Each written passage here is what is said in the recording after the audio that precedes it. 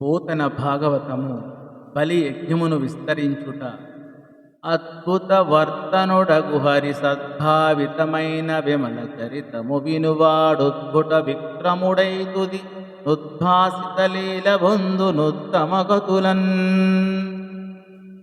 అద్భుత వర్తనుడగు హరి సద్భావితమైన విమల చరితము వినువాడుద్భట విక్రముడై తుది నుద్భాసిత లీల బొందునుత్తమ గతులన్ అత్యద్భుతమైన లీలలతో కూడిన విష్ణుమూర్తి నిర్మల వర్తనములను గురించి తెలిపే ఈ పుణ్య చరితను వినేవాడు గొప్ప భాగ్యవంతుడవుతాడు.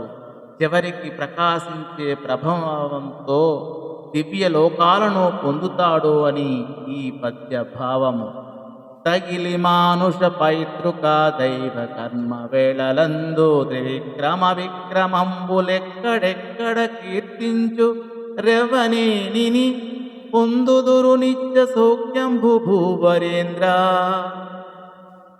ఓ పరీక్షన్ మహారాజా, మానవులకు పితృదేవతలకు దేవతలకు సంబంధించిన పుణ్యకార్యాలు చేసే సమయాలలో ఎవరైతే త్రివిక్రముని చరితను కీర్తిస్తుంటారో వారు ఎప్పుడూ సర్వసుఖాలు పొందుతూ ఉంటారు అని ఈ పద్య భావము.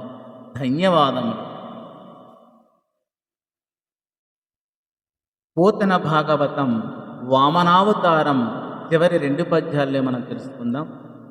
జడులైనాకము గోలు పోవు సురలం జంభారిని ప్రోవగా వడుగై భూమి పదత్రయం విడుటకై వైరోచనెన్వేడి రెండడుగుల్ సాసి త్రివిక్రమ స్ఫురణ బ్రహ్మాండంబుగా నిండు చుంగడు మోదంబున నుండు వామనునకెక్కాలంబునన్ మృక్కెదన్.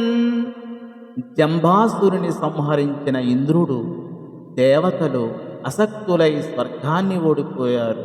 విష్ణుమూర్తి వారిని కాపాడటానికి వామనావతారం ఎత్తి విరోచనుని కొడుకు బలిచక్రవర్తిని 3 అడుగుల నేల దానం ఇమ్మని అడిగి పుచ్చుకున్నాడు.